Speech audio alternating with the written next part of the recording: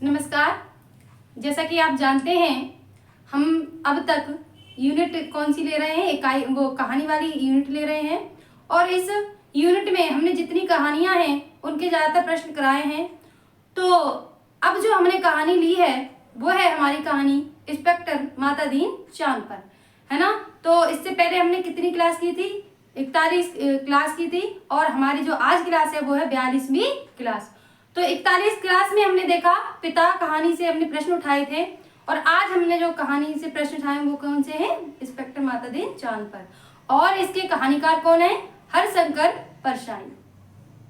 तो जो हरशंकर परशाई हैं उन्होंने इस कहानी में क्या किया? व्यंग।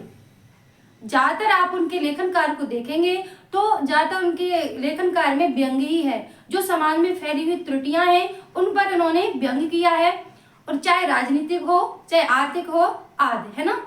तो ये कहानी भी एक व्यंग है किस पर? पुलिस की जो व्यवस्था है कैसे उसमें त्रुटियां होती हैं, है ना, और कैसे कैसे इस व्यवस्था में लोग होते हैं अपने फायदे के लिए। तो ये सारी चीज उन्होंने दिखाई है। तो जो हरशंकर परशाई हैं उनकी कहानी है इंस्पेक्टर माता दीन चांद पर। तो ये क्या है? मैंने पहले बताया, व्यंग्यात्मक कहानी है ये।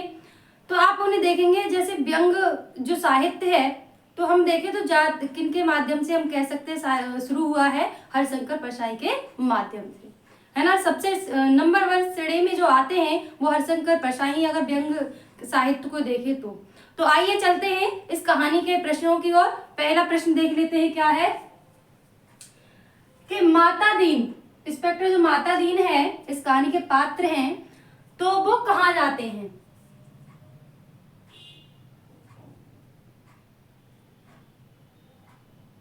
यानी कि जो अब जैसे कि हमने कहानी के जो शीर्षक है वो देखा ही है कि इंस्पेक्टर माता दीन चांद पर, तो वो कहाँ जाते हैं? चांद पर। और वो क्यों जाते हैं? क्योंकि क्या है, इस जो चांद सरकार है उन्हें बकायदा बुलाती है। क्यों? क्योंकि उनके चर्चे बहुत ही विख्यात हैं। देखिए, चर्चे विख्यात हैं इसका मतलब ये नहीं अच्छे कार्यों से, अच्छे कार्यों से नहीं है। यहाँ पर हम क्या है, व्यंग किया है तो हास्य व्यंग है, तो इसी प्रकार से इस कहानी को रचा भी गया है ना। तो इसीलिए जो चर्चे हैं इनके चांद तक पहुंचते हैं, तो चांद सरकारें इनको बुलाती है। यानी कि कोई ना कोई भारत से जाए तो इनको ही चुना जाता है, क्योंकि इनके चर्चे बहुत रहते हैं। अगला प्रश्न है, मुंशी अब्दुल गफूर किस कहानी के पात्र हैं? यानी कि एक पात्र है मुंशी अब्दुल गफूर, वो किस कहानी के पात्र हैं? तो हम कौन सी कहानी के प्रश्न कर रहे हैं?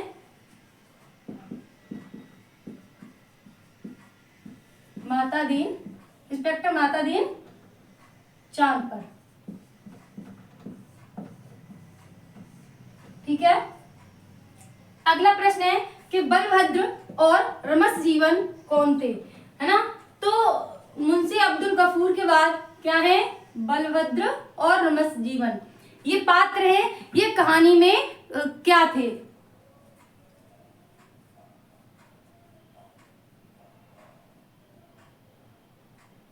तो क्या थे ये? माता दीन के हवलदार। उत्तर में क्या आएगा? ये दोनों हवलदार थे। तो जब माता दीन जाते हैं चांद पर तो सारी जिम्मेदारी इन दोनों को ही सौंप कर जाते हैं कि क्या क्या कैसे कैसे करना है। अगला प्रश्न है कि इस कहानी में किस पर व्यंग किया है? हमने पहले ही कहा था कि इसके लेखक कौन है, कहानीकार कौन है? हरशंकर परशाई हैं। और वो क्या है, उन्होंने जितना उनका साहित्य देखेंगे तो ज्यादातर व्यंग्यात्मक है। तो अब ये जो कहानी है इस पर किस पर व्यंग किया है? ये हमने शुरुआत में बता दिया था किस पर व्यंग है ये? पुलिस व्यवस्था पर।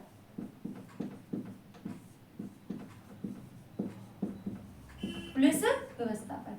देखिए, आप अन्य लेखक को देखेंगे या उपन्यासकार को देखेंगे, उन्होंने सीधे सीधे कर, लेकिन जो हरशंकर परशाई हैं उन्होंने जितना भी व्यंग किया है तो आपके जो उनका जो साहित्य है आप हंस हंस कर, यानी कि हास्य व्यंग है उनका। उन्होंने व्यंग भी किया है और जो पाठक है उसका मनोरंजन भी किया है। अगला प्रश्न क्या है कि माता दीन ने सबसे पहले चांद पर पहुंचकर क्या करवाया? जब इनको बुलाया गया चांद पर तो उन्होंने सबसे पहले क्या करवाया था?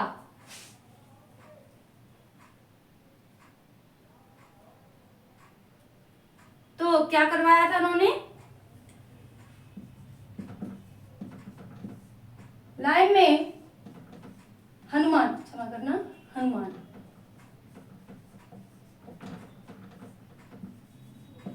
मूर्तियों की स्थापना, लाइन में मूर्तियों की स्थापना उन्होंने करवाई।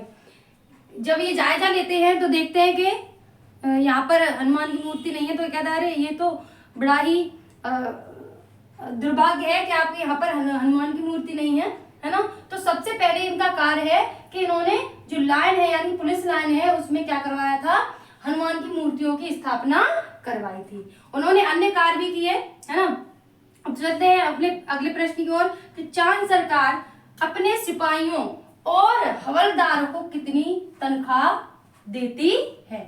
जो चांद सरकार है वो अपने सिपाहियों और हवलदारों को कितनी तनख्वाह देती है?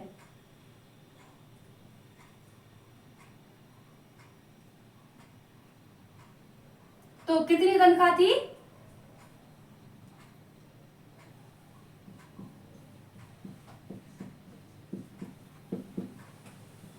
सिपाहियों को कितनी थी? 700 और हवलदार को 500 रुपए, है ना।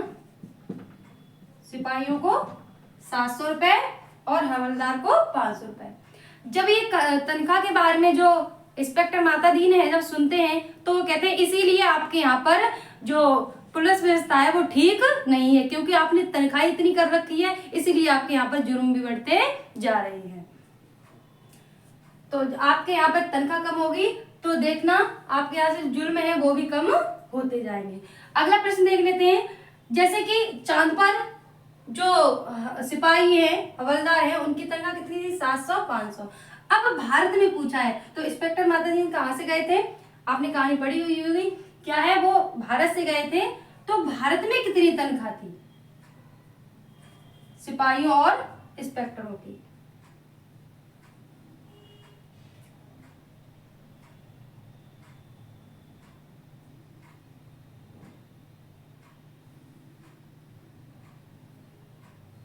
कितनी थी? सिपाहियों की 100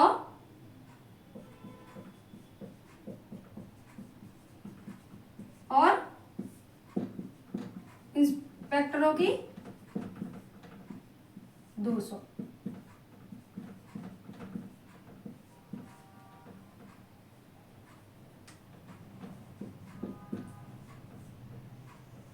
ये कौन बताता है? ये भी कौन बताते हैं? माता दीन बताते हैं कि आपके यहाँ इतनी तनख्वाह है और हमारे भारत में इतनी तनख्वाह है।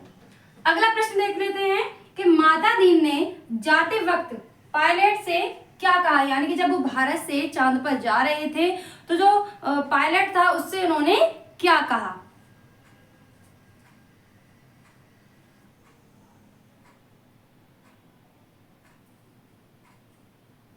तो क्या कहा था उनसे?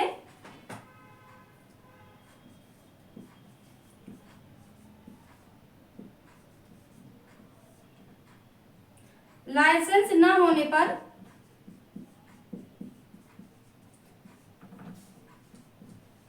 अंतरिक्ष में चालान कर दूंगा, है ना। क्या कहा कि अगर लाइसेंस नहीं हुआ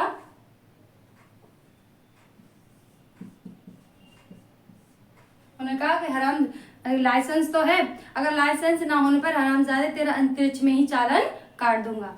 तो ये थे हमारे इंस्पेक्टर माता दीन चांद पर कहानी के प्रश्न। मिलते हैं अपनी अगली कहानी के साथ, तब तक के नमस्कार, बहुत बहुत धन्यवाद।